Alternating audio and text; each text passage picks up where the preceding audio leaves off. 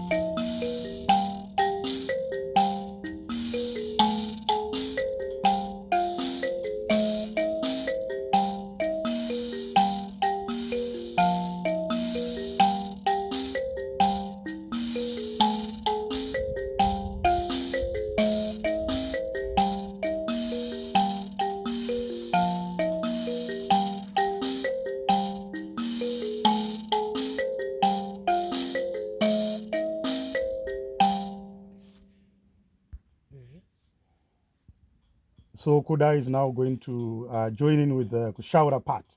Let's hear how it sounds.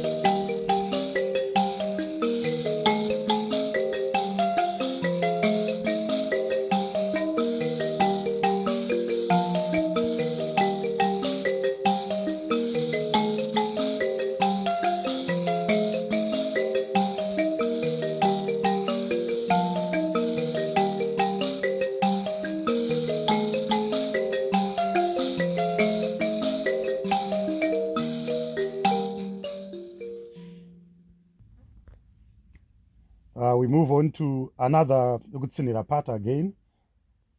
After I demonstrate, he will come in with the kushaura.